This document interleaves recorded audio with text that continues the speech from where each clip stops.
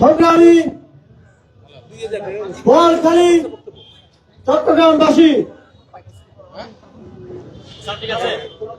জুলাই গণঅভ্যুত্থানের পর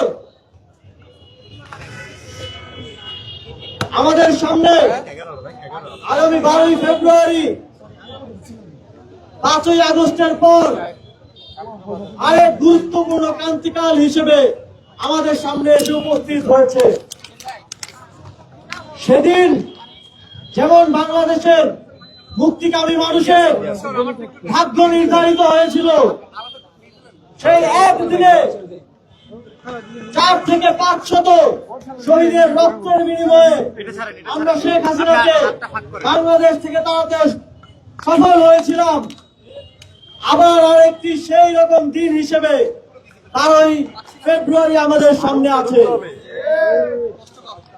সেই দিনটির জন্য আমরা 17 বছর প্রস্তুতি নিয়েছিলাম, কিন্তু এখন আমাদেরকে আর রক্ত দিতে হবে না, আমাদেরকে শুধু সিল দিতে হবে এবং একটি সিলের মাধ্যমেই আমরা সহস্র শহীদের রক্তের মাধ্যমে যা অর্জন করেছিলাম তা রক্ষা করতে পারবো।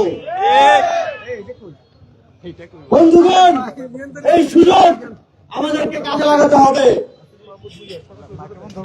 আমরা দেখেছি জুলাই গণঅভ্যুত্থানের পর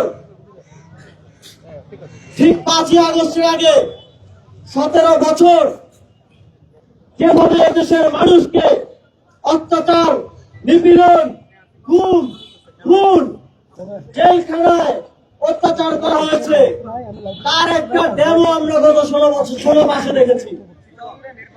আমরা দেখেছি 17 বছরের অত্যাচারের নতুন রূপ হাজির হয়েছে। আমরা দেখেছি কিভাবে গ্রামের অলিগলি থেকে শুরু করে শহরের অলিগলি বাজার থেকে শুরু করে রাষ্ট্রের সর্বোচ্চ পর্যায় পর্যন্ত চাঁদাবাজি এবং সন্ত্রাসের রাজত্ব কায়েম করা হয়েছে। আমরা যদি এই চাঁদাবাজদের, এই সন্ত্রাসদের আর না দেখতে চাই, তাহলে আমাদেরকে এবার রাজপথে নয়, এবার ব্যালটে বিপ্লব সাধন করতে হবে। সেই লক্ষ্যে বাংলাদেশের মুক্তিকামী জুলাই গণঅভ্যুত্থানের শরিক 11টি রাজনৈতিক দল একত্রিত হয়েছে।